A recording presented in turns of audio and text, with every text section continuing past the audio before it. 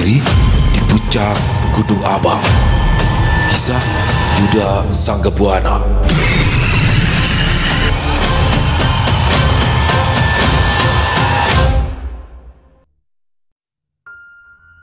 Kabut belum sepenuhnya terangkat dari bumi. Saat kami bersiap untuk berangkat, suasana pagi itu seperti ditutupi oleh tirai tipis yang berwarna kelabu menahan sinar matahari agar tidak menembus penuh ke jalanan kecil yang ada di depan bungalow.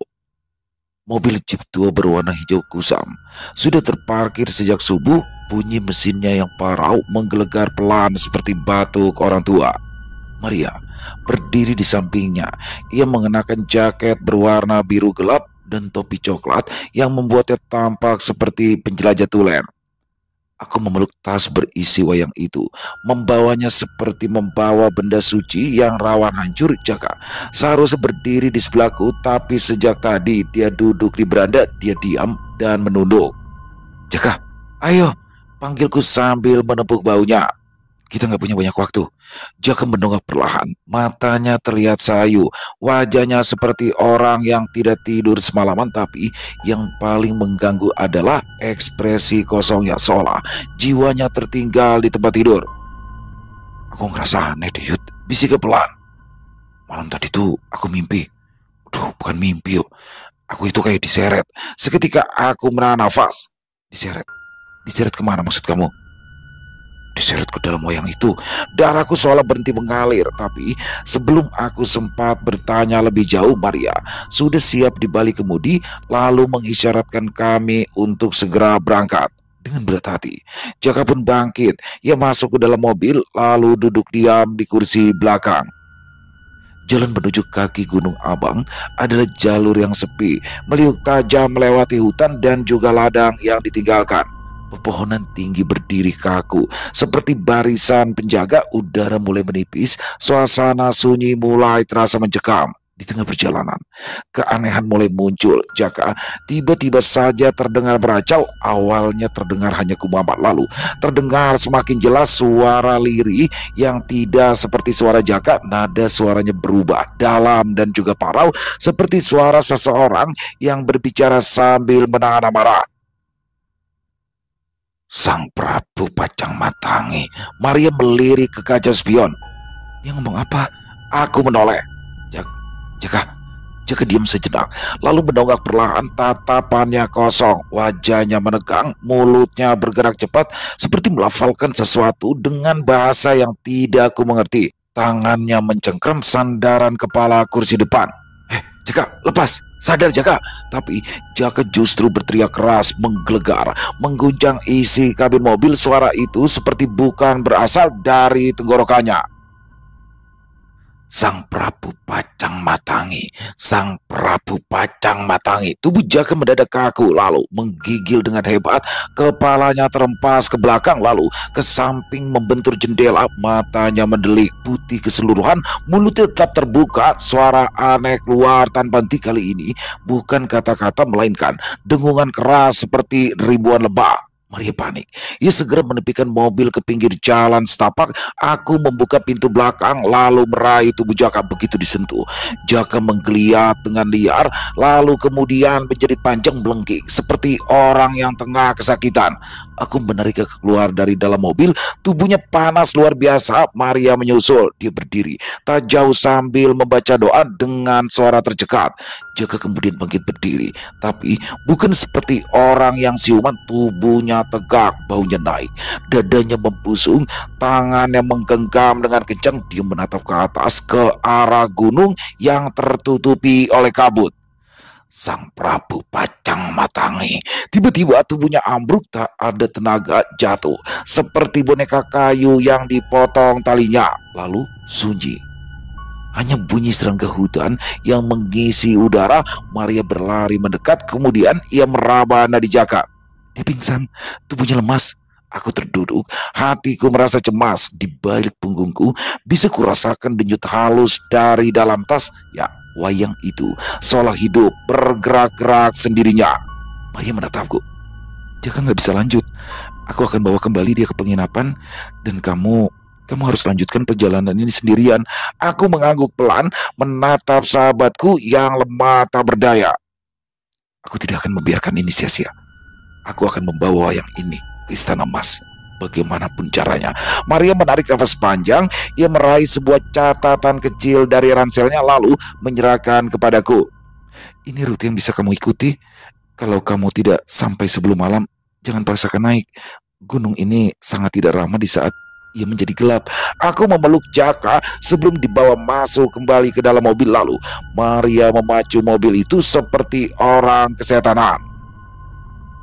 Kini, aku berdiri seorang diri di jalanan setapak ini, membawa wayang Braja Wisesa di punggungku dan matahari yang mulai tergelincir dari puncak langit. Aku berjalan sendirian, menuju puncak gunung yang tertutupi oleh awan tanpa tahu bahwa diriku tengah berjalan ke arah segel yang telah retak dan iblis tua yang perlahan bangkit dari tidur panjangnya.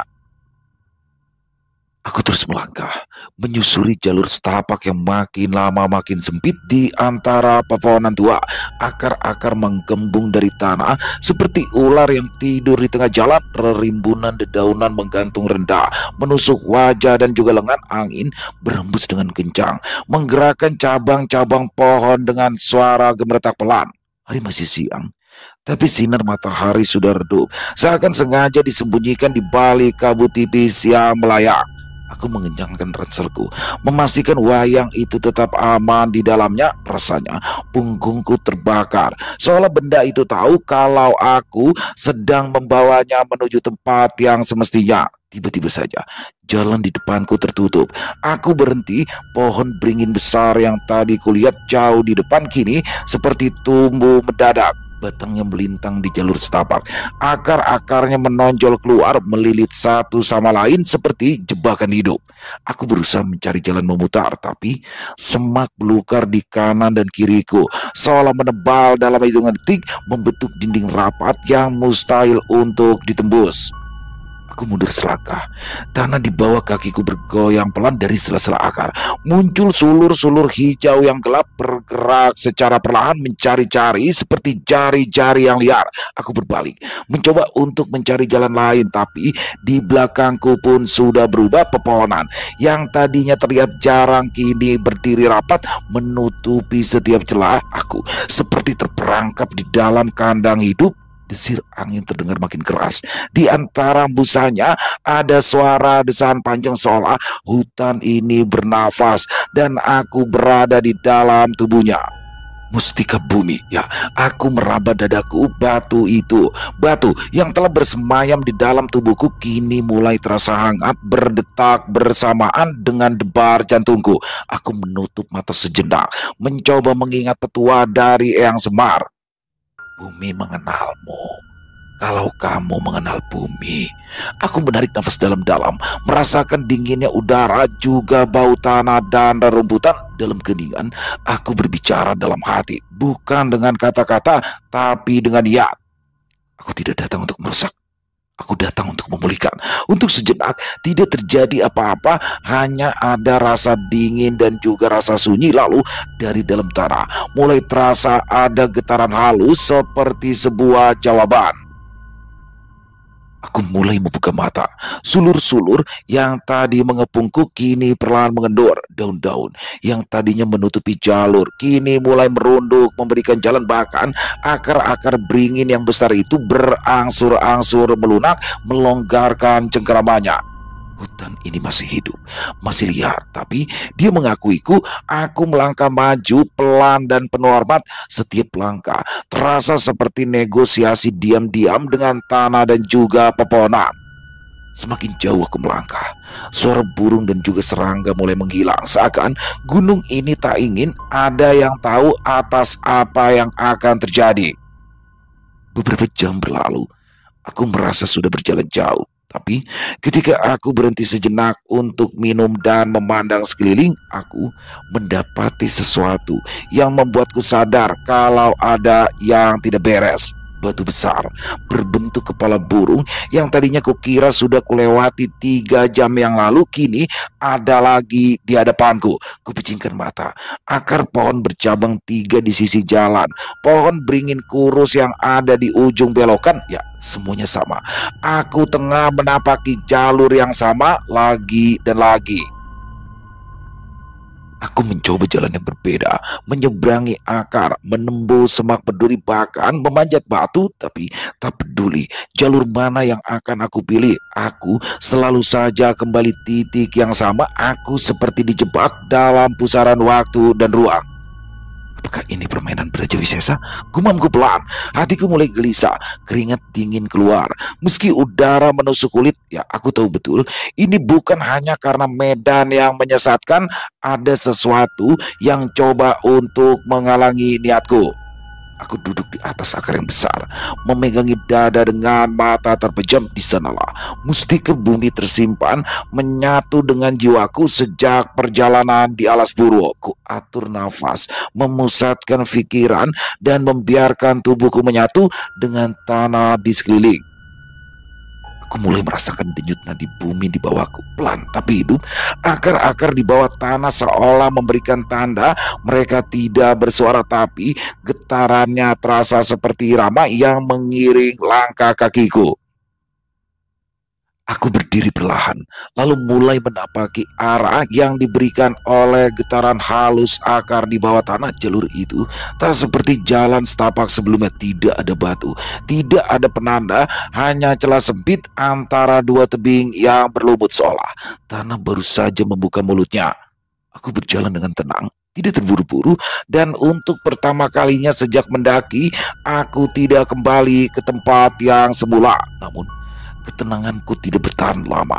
Di tengah jalan, kabut kembali turun, tebal dan menggumpal, tapi kali ini aku tak berhenti. Aku terus maju melangkah, meskipun jarak pandang hanya beberapa langkah. Lalu sesuatu menghentikanku.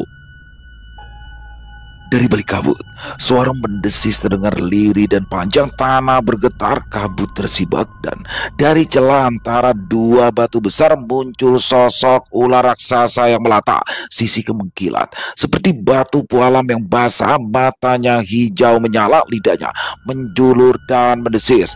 Aku langsung mengambil posisi siap bertarung, tapi belum sempat aku bertindak lebih jauh, ular besar itu berhenti. Kepalanya yang besar menunduk rendah ke tanah tepat di hadapanku. Lalu terdengar suara yang dalam bergetar, tapi tak lewat telinga. "Pangeran, akhirnya kau datang juga." Aku tercekat, bukan karena ular itu bisa bicara, tapi karena suaranya seolah terdengar langsung dari dalam kepalaku sendiri. "Gunung ini tidak menerima siapapun dengan mudah," lanjutnya lagi. "Namun tanah ini mengenal darahmu. Wahai putra naga Kanaka, mustika bumi telah membuka jalan, dan aku hanyalah seorang penjaga."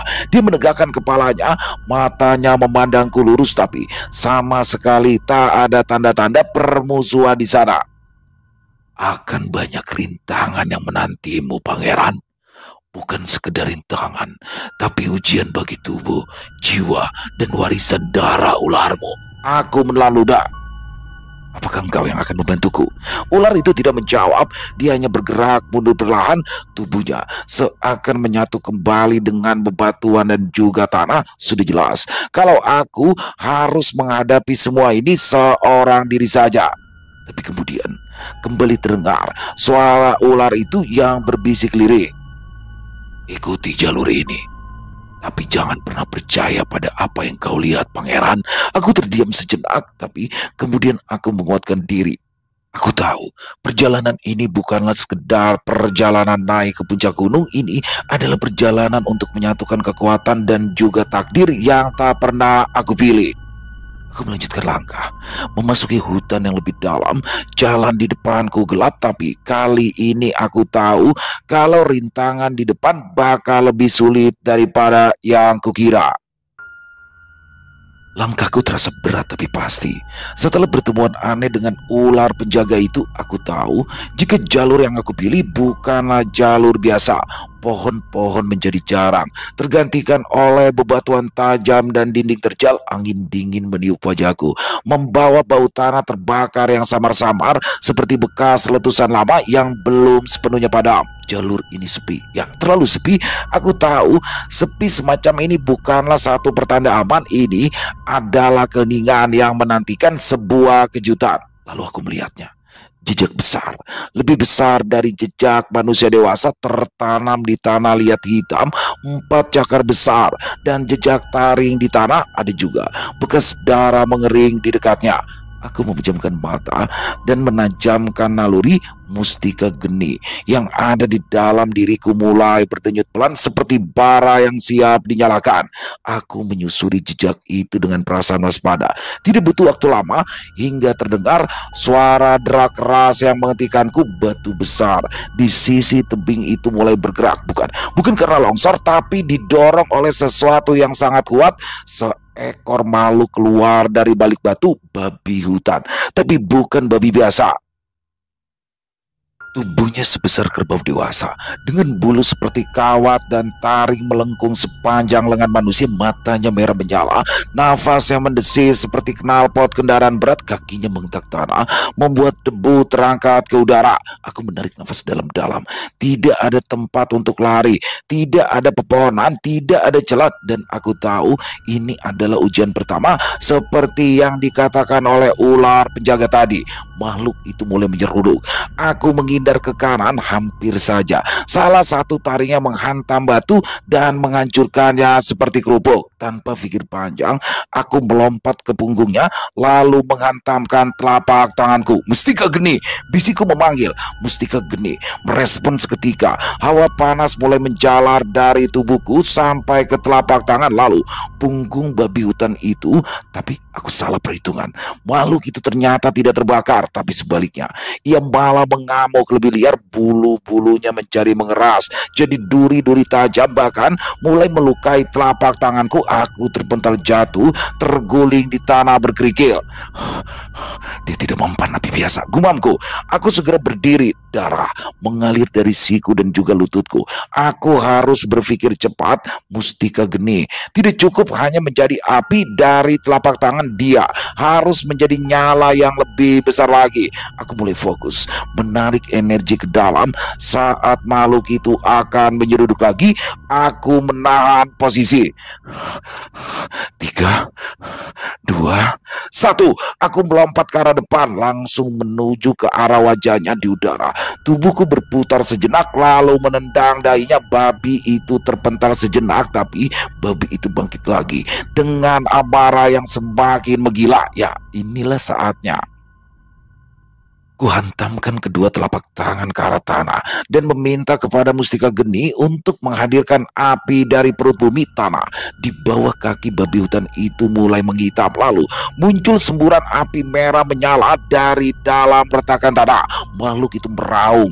Dia tidak sempat menghindar. Api itu bukan sekedar membakar, tapi menyerap energi dari tubuhnya. Bulu-bulunya meleleh, taringnya patah satu persatu. Dia mencoba berdiri, tapi kakinya nampak goyah.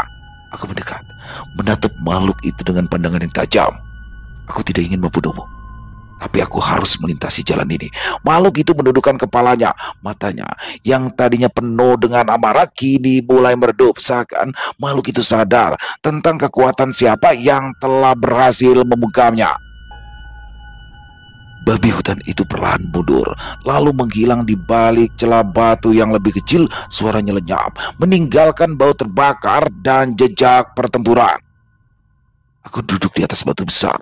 Nafasku masih memburu, luka di lenganku mengering dengan cepat. Mungkin karena panas dari mustika geni yang masih menyala di dalam tubuhku. Satu rintangan telah berhasil aku lewati, tapi kata-kata dari ular tadi masih membekas dalam ingatan. Akan banyak rintangan yang menantimu. Aku bangkit lagi, memandangi langit yang kini mulai gelap. Gunung ini belum ingin menyerah, dan aku juga tidak.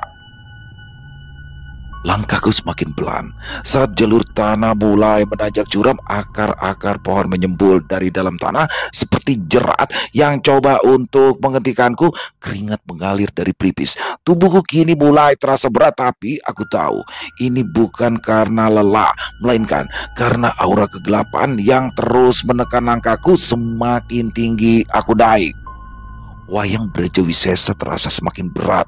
Dalam tas di punggungku ada desisan aneh setiap kali aku mendekati daerah baru, seperti suara yang menunggu atau mengintai. Tanah yang ada di hadapanku mendadak bergetar. Getarannya begitu kuat hingga tubuhku mulai terhuyung. Burung-burung hutan berterbangan. Lalu terdengar suara raungan dari balik kabut. Tiba-tiba saja tanah di hadapanku retak. Retakannya membentuk lingkaran yang lebar, dan dari dalamnya muncul sosok besar yang perlahan bangkit. Tanah dan bebatuan menempel pada tubuhnya, membentuk lapisan keras laksana baju zirah. Lagi nih, gumamku pelan. Sosok itu akhirnya muncul. Raksasa batu dengan mata yang merah membara. Wajahnya menyerupai wajah manusia yang marah, dengan rang tebal dan suara berat seperti guntur. Aku Kalabendu, penjaga jalur rahasia Gunung Abang. Tak seorang pun boleh melewati sambil membawa kutukan itu. Ini bukan kutukan. Aku hanya ingin mengembalikan wayang ini ke tempat asalnya, agar sesuatu yang terperangkap di dalamnya tidak lagi mengganggu dunia. Bohong, kau dan wayang itu hanya membawa kehancuran. Kalabendu mengayunkan tangan, lalu sosok itu mencabut sebatang pohon besar hingga akar-akarnya. Kau harus dikubur bersama dengan bebanmu. Aku melompat ke arah belakang saat pohon besar itu mulai diayunkan ke arahku. Tanah bergetar dengan keras. Saat batang pohon itu menghantam bumi, aku langsung berdiri, membangkitkan energi mustika bumi dari dalam tubuhku. Muncul cahaya hijau yang merambat dari telapak tangan hingga menutupi seluruh lenganku. Kalau memang harus bertarung, maka aku tidak akan mundur. Kalabendu menghantam lagi. Aku menghindar ke arah kanan, lalu menghantam tanah dengan telapak tangan. Akar-akar pohon muncul dari arah bawah, lalu mulai melilit kaki raksasa itu.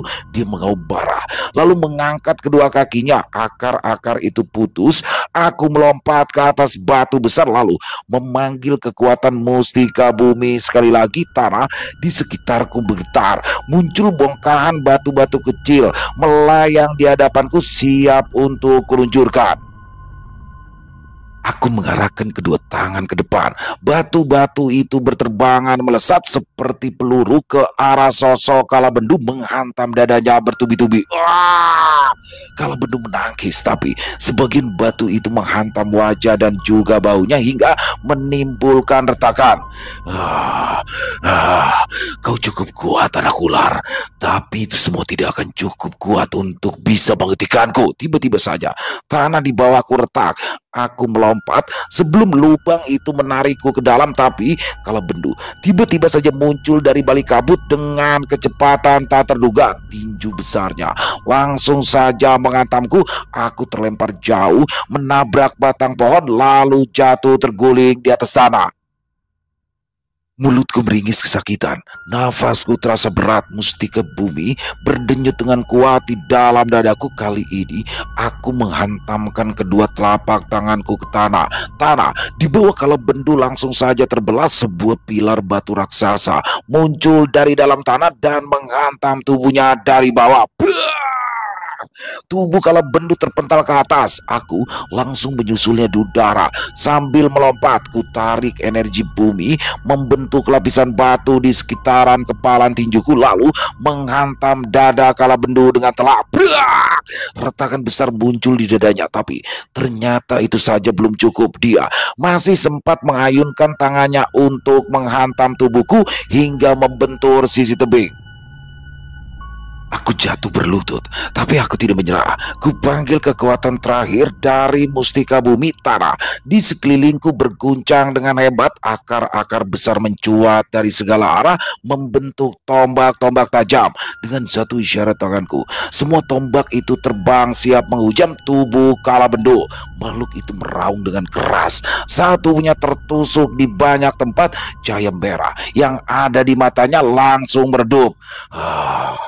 Ah, aku hanya menjaga tanah ini demi untuk mencegah kegelapan itu datang lagi, gumamnya lemah. Ya, aku juga sama, jawabku lirik. Itulah sebabnya aku harus segera sampai ke sana, Mas. Tubuh kalau bendu hancur menjadi puing batu, akar-akar menarik pecahannya kembali ke dalam bumi seolah dia memang bagian dari tanah ini. Aku terduduk, nafasku terasa berat, luka yang ada di bahu dan juga dadaku berdenyut, tetapi aku lega. Ya, rintangan berat telah berhasil aku lewati, tapi aku tahu ini belum apa-apa, masih banyak yang menungguku di jalur ini dan setiap langkah hanya akan semakin berat. Aku bangkit perlahan, memastikan wayang Braja Wisesa masih berada di dalam tas punggungku. Ayo kita lanjut, kita belum selesai. Langkahku semakin tertatih, tubuhku terluka, nafasku terengah, dan kabut ini belum juga lejap. Tapi aku tahu, jika aku sudah semakin dekat, semakin tinggi aku mendaki, hawa mistis di sana semakin pekat, awan hitam menaungi di atas kepala, petir sesekali menyambar dari kejauhan seperti peringatan agar aku tidak terus melangkah. Dari kejauhan, aku melihatnya, sebuah gerbang batu raksasa yang berdiri dengan megah. Gerbang itu seperti dilapisi oleh emas, diapit oleh dua pilar yang menjulang tinggi hingga menembus kabut. Di atasnya tertulis aksara kuno yang tidak kupahami, tapi entah kenapa aku tahu itu adalah gerbang langit, gerbang gaib terakhir sebelum menuju ke puncak Gunung Abang. Aku melangkah hati-hati, dan ketika aku baru saja melewati celah pertama di sana, mendadak tanah itu bergetar hebat. Terdengar langkah berat mengguncang bumi. Lalu dari balik kabut muncul sosok raksasa setinggi rumah, bertubuh manusia, berkepala banteng, kulitnya hitam legam, matanya merah menyala, di tangannya menggenggam gada raksasa berujung duri. Dengus nafasnya terdengar seperti angin, dan setiap langkahnya membuat tanah di sekitaran menjadi retak. Maesa Braja, gumamku. Tapi makhluk ini seolah punya aura yang lain. Energinya terasa lebih kuat, lebih liar, dan penuh dengan kegelapan.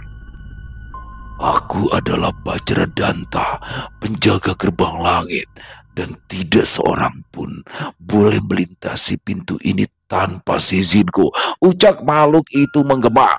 Aku tidak menjawab. Aku hanya mengambil posisi bertahan sembari menghadirkan kekuatan Mustika Geni yang berada di tangan kanan. Biarkan aku lewat. Kalau tidak, maka aku akan memaksakan jalanku sendiri. Raksasa itu meraung, lalu sosok itu mulai berlari menerjangku. Tanah berguncang hebat. Saat ia mulai mengayunkan gadanya ke arahku, aku melompat menghindar, lalu membalas dengan semburan api dari Mustika Geni langsung ke arah wajahnya. Wuss! Api membakar separuh rambutnya, tapi makhluk itu hanya menggeleng gada besarnya, menyapu ke arahku hingga tubuhku terhempas menabrak pepohonan. Kuhantamkan kedua telapak tangan ke arah tanah. Mustika bumi membuat permukaan tanah jadi bergelombang, lalu mencuat duri-duri dari dalam tanah dan menghantam kaki Bajradanta. Tapi sosok itu malah melompat tinggi, lalu mendarat menghantam tanah dengan kedua kakinya. Dar! Tanah pecah. Aku terpental, gada raksasanya terayun, dan kali ini aku tak sempat lagi untuk menghindar. Bam! Gada itu menghantam tubuhku. Untungnya Mustika bumi menciptakan sebuah tameng batu, tapi kekuatan pukulan dari gada itu terasa begitu kuat hingga menghempaskanku ke tanah. Dunia terasa gelap untuk sesaat. Aku cepat bangkit. Mustika Geni masih menyala di tangan kananku. Mustika Banyu kubuka di tangan kiri. Kurasakan kekuatan keduanya kini mulai menyatu, lalu ku jejakkan kakiku ke tanah demi bisa menghadirkan kekuatan Mustika bumi di telapak kakiku. Kalau serangan biasa tidak mempan, maka aku harus menggunakan ketiganya. Wajradanta terlihat kembali menerjang, tapi kali ini aku jauh lebih siap. Aku melompat ke udara, lalu memutar tubuh menyelimuti diriku dengan api dari mustika geni. Tubuhku menjadi bola api yang berputar dengan cepat, lalu menghantam dada Wajradanta. Bam! Raksasa itu mundur beberapa langkah, dia meraung kesakitan, tapi raksasa itu belum tumbang juga. Aku mengangkat tanganku ke udara, menciptakan pusaran air dengan mustika banyu, lalu menembakkannya lurus ke arah mata makhluk itu. Wajradanta menjerit, mengusap matanya yang terhantam semburan air, dan di saat itulah aku menggunakan mustika bumi, menciptakan pilar batu dari dalam tanah, lalu menghantam perut sosok Wajradanta dan melemparkannya ke udara. Aku berlari, melompat setinggi yang aku bisa, lalu menghujamkan pukulan gabungan ketiga mustika itu ke dadanya. Saat ia jatuh, hancur! Ledakan terjadi, tanah pecah, kabut menyebar ke segala arah. Tubuh sosok raksasa itu jatuh terjerembab, tidak bergerak lagi. Perlahan dia berubah menjadi tumpukan batu, dan gada raksasanya larut menjadi debu. Aku terhuyung, tapi aku berusaha untuk tetap berdiri. Gerbang langit. Gerbang itu perlahan terbuka. Angin hangat keluar dari baliknya membawa aroma dupa dan juga getaran halus. Di kejauhan nampak 3 bangunan megah yang berdiri berjajar. 3 istana yang sama persis, 3 jalan menuju akhir, tapi hanya satu yang benar. Aku melangkah perlahan, tapi aku tahu ujian ini belum sepenuhnya selesai. Dan kali ini bukan hanya kekuatan otot yang akan diuji, tapi juga hati dan keyakinan. Langit di atas Gunung Abang kini mulai diselimuti oleh awan kelabu, seperti sedang menahan hujan yang sebentar lagi akan jatuh. Tapi aku tidak memperhatikan langit. Fokusku kini tertuju pada pemandangan yang tidak pernah aku bayangkan. 3 bangunan megah berdiri sejajar, menjulang tinggi seperti benteng kemasan yang dilahirkan langsung dari perut bumi. 3 istana emas berdiri dalam diam, menghadap ke arahku. Ketiganya terlihat sama persis, setiap dindingnya berkilau dalam cahaya senja, memantulkan cahaya merah seperti bara. Tidak ada perbedaan warna, tinggi, lebar, atau bentuk ukirannya, semuanya identik. Tidak ada satu pun celah untuk bisa membedakan mana istana yang nyata dan mana istana yang hanya tipuan. Aku berhenti beberapa langkah dari batas tangga batu terakhir. Hening. Tidak ada makhluk gaib, tidak ada suara angin, bahkan nafasku sendiri terasa berat seolah alam ikut menahannya. Ini jebakan, gumamku pelan. Tiba-tiba saja mustika bumi di dalam dadaku berdetak dengan hangat. Pelan tapi terasa jelas. Aku menunduk, merasakan getarannya mulai merambat dari tulang rusuk ke arah kaki. Aku menutup mata, kuatur nafas. Perlahan ku tarik energi mustika geni dan juga mustika banyu, menyatukannya dengan mustika bumi. Inilah satu-satunya caraku untuk membaca kebenaran. Ketika ketiga mustika bersatu di dalam diriku, aku mulai bisa merasakan lebih daripada sekedar kekuatan. Aku kini mulai bisa membaca getaran kebenaran.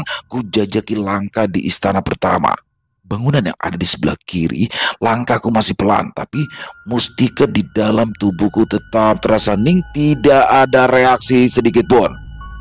Kuputar arah, berjalan menuju istana yang berada di tengah. Tiba-tiba mustika geni terasa memanas, panas yang menusuk tulang, tapi cepat mereda. Mustika banyu menggigil sejenak seperti menolak, sementara mustika bumi tetap diam. Ada sesuatu yang menyamar, gumamku. Aku berhenti tepat di depan istana yang berada di tengah. Aroma di sekitarnya berubah, tercium samar bau darah yang dicampur oleh bau kemenyan. Aku pun melangkah mundur. Terakhir, Kulangkahkan kakiku ke istana yang berada paling kanan. Belum sampai 5 langkah, mustika bumi berdenyut dengan kuat, mustika banyu berangsur dingin dengan lembut, dan mustika geni tetap saja stabil. Ketiga-tiganya seakan selaras, tidak menolak, tidak juga memperingatkan. Aku diam di sana, lalu mulai kudengar sesuatu. Pilih, pilih dengan hatimu, bukan dengan matamu. Bisikan itu seperti gema yang datang dari dalam batin. Suaranya terdengar lembut, tua, dan penuh dengan ketenangan. Apakah itu suara yang semar? Kujatuhkan lututku di depan istana yang berada di sebelah kanan. Kutempelkan telapak tanganku pada lantainya. Terasa hangat. Tidak seperti ilusi yang kosong, terasa ada getaran kehidupan di dalamnya. Kupandangi istana itu sekali lagi. Ku amati setiap ukiran pada gerbangnya, dan aku baru menyadari, ya, berbeda sedikit dari 2 istana lainnya. Di sudut kiri bawah pintu itu ada ukiran ular yang melingkar yang menelan ekornya sendiri. Simbol abadi, lambang warisan darahku. Ini dia, bisikku. Aku bangkit, menarik nafas panjang, lalu mendorong pintu istana itu perlahan. Pintu itu mulai terbuka sendiri tanpa suara derit.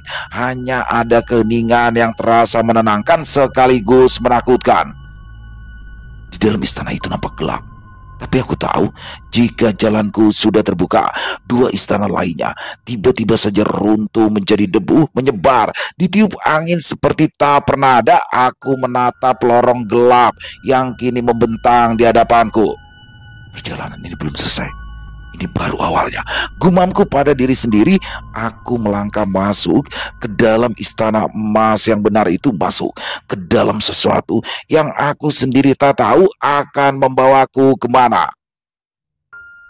Aku mulai melangkahkan kakiku masuk ke dalam istana emas yang benar itu, masuk ke dalam sesuatu yang mungkin aku tak tahu akan membawaku ke arah mana. Langkah kakiku terdengar menggema. Di dalam ruang istana yang megah itu penuh pilar dan juga dinding yang berhiaskan ukiran. Cahaya keemasan memancar dari langit-langit kristal. Indah, ya, terlalu indah. Tapi suasananya begitu sunyi.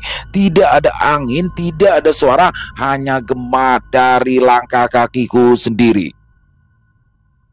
Aku berjalan perlahan, menyusuri lorong utama. Di ujungnya terlihat ada 3 pintu besar. Tanpa ragu, aku memilih pintu yang berada di tengah, lalu membukanya.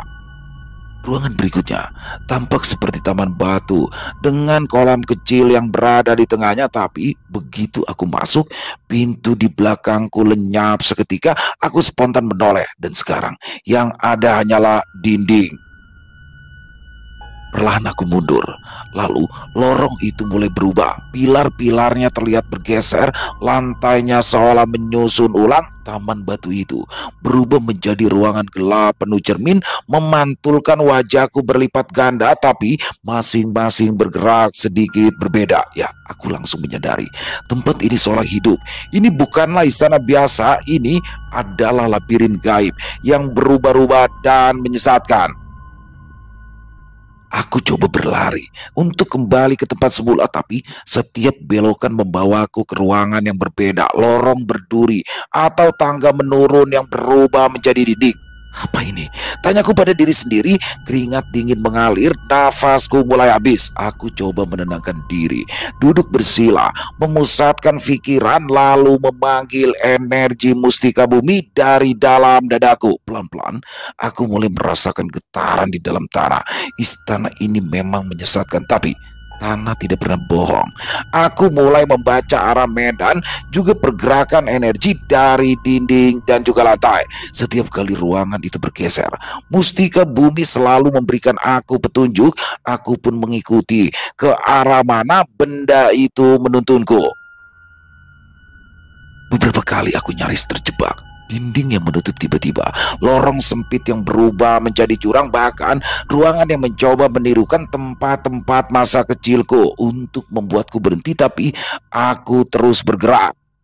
Hingga akhirnya, setelah waktu yang terasa seperti berjam-jam lamanya, aku berhasil menemukan sebuah pintu kecil di balik dinding berlumut. Pintu itu tidak megah, tak dihiasi oleh emas, hanyalah pintu kayu sederhana, tapi aku tahu inilah jalannya. Aku mendorong pintu itu pelan-pelan. Di baliknya, bukanlah ruangan emas, bukan pula aula megah, tapi lorong batu sempit yang terasa dingin dan gelap. Aku melangkahkan kakiku untuk masuk. Pintu itu tertutup sendiri di belakangku, dan saat itu suara bisikan mulai muncul dari dinding.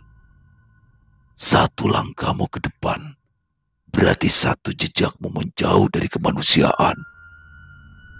Selesai. Wow, luar biasa kisah Yuda Sanggabuana, kisah dari Walensky. Oh, di sini bagaimana Yuda ya akhirnya mendaki Gunung Abang seorang diri. Rese banget si Jaka ya. Dia yang bikin masalah, dia yang beli wayangnya. Pada saat ingin mengantarkan ke Gunung Abang, kesurupan lagi dia. Ngeselin banget ya. Sampai akhirnya Maria juga pulang mengantarkan Jaka, dan di sini seorang dirilah Yuda Sanggabuana. Tapi di sini bagaimana Yuda ya dengan 3 mustika yang dimilikinya, ada buat teman-teman yang mungkin bingung ya, bisa mengikutinya di Loentri ya, yang mana cara dia mencapai 3 mustika, mustika Banyu, mustika Bumi, dan mustika Geni, yang mana ini semua adalah berhubungan dengan Eyang Semar. Jadi dengan dia udah punya kekuatan, udah punya kesaktian, ditambah lagi 3 mustika ini, wah kayaknya seperti mudah ya untuk mencapai istana emas, tapi ternyata enggak. Banyak sekali aral dan rintangan, bahkan di sini udah sampai terluka. Dan pokoknya teman-teman jangan sampai ketinggalan, karena besok adalah part endingnya kisah Yuda di tanah Bali ini ya. Dan juga pastinya besok muncul nih si Triwis ya kan, Mayang Kemuning. Udah 2 episode nih nggak muncul si Mayang nih, jadi besok muncul nih Mayang Kemuning si Triwis, yang pastinya udah kangen banget sama Mayang ya. Dan sekali lagi teman-teman, untuk kisah Yuda Sanggabuana ini akan kami alihkan ke Ilo Bercerita ya, karena berdasarkan pertimbangan kami, karena udah penuh juga di Ilo Entry tuh, makanya kita alihkan buat Yuda Sanggabuana ke Ilo Bercerita. Jadi nanti ke depannya kami akan terus membawakan kisah Yuda Sanggabuana ini di channel Ilo Bercerita. Dan buat Bang Walen ya, Walensky, terima kasih atas kisahnya yang luar biasa ini. Ditunggu lagi untuk kisah-kisah selanjutnya. Jangan lama-lama dong Bang, untuk lanjutan dari kisah Yuda Sanggabuana, karena ditunggu-tunggu banget nih. Dan semoga kisah barusan bisa menghibur teman-teman semua ya, para pecinta penikmat horor misteri, lebih khususnya lagi kepada para subscriber dari channel Ilo Bercerita. Dan buat teman-teman yang mungkin punya komentar lain, mungkin punya pendapat lain tentang kisah barusan, atau setuju apa enggak sini dibawa ke Ilo Bercerita untuk Yuda Sanggabuana, silakan bisa menuliskan di dalam kolom komentar, ataupun hanya sekedar saling menyapa. Insya Allah kami akan menjawab satu persatu. Dan buat teman-teman yang suka dengan video barusan, dengan kisah barusan, silakan bisa diklik tombol like-nya, tombol jempolnya. Boleh juga dong dibantu ya, di-share link videonya ini ke teman-temannya yang lain, agar juga merasa terhibur. Dan buat teman-teman yang belum subscribe, yuk diklik dong tombol subscribe-nya. Jangan lupa lonceng notifikasinya juga dinyalakan, agar teman-teman selalu mendapatkan notifikasi dari konten-konten yang akan kami upload di setiap harinya. Dan untuk channel Ilo Bercerita ini kami upload setiap hari teman-teman, setiap malam jam 9 malam waktu Indonesia bagian Barat. Kami juga ingin mengucapkan terima kasih ya kepada seluruh teman-teman yang sudah selalu setia hadir, yang sudah selalu mendukung kami, karena teman-temanlah kami selalu bersemangat berkarya di setiap harinya. Dan oh iya, buat teman-teman ya yang mungkin punya kisah horor misteri yang diangkat dari kisah nyata, yang berdasarkan pengalaman pribadi, apabila mungkin berkenan untuk dibawakan di channel kami, silakan bisa mengirimkannya ke nomor telepon kami yang ada di sini. Bebas ya, kirimannya boleh dalam bentuk tulisan, boleh dalam bentuk rekaman suara, pokoknya senyamannya teman-teman aja. Dan buat teman-teman yang sudah mengirimkan kisah, kami ucapkan terima kasih. Buat yang sudah mengirimkan kisah tapi belum sempat dibawakan, harap bersabar ya, karena memang harus melalui proses penggarapan terlebih dahulu, agar nantinya bisa dinikmati oleh teman-temannya yang lain. Di akhir kata, saya Ilo mengucapkan permohonan maaf apabila mungkin dalam pembawaan kisahnya barusan ada kata-kata saya yang salah, ataupun ada kata-kata saya mungkin yang kurang berkenan. Saya mohon dibukakan pintu maaf yang seluas-luasnya. Sampai berjumpa lagi di konten-konten kami selanjutnya, yang pasti tidak kalah serunya, pasti tidak kalah horornya. Masih bersama saya Ilo di channel Ilo Bercerita. Salam sehat, sukses selalu untuk kita semua. Wassalamualaikum warahmatullahi wabarakatuh.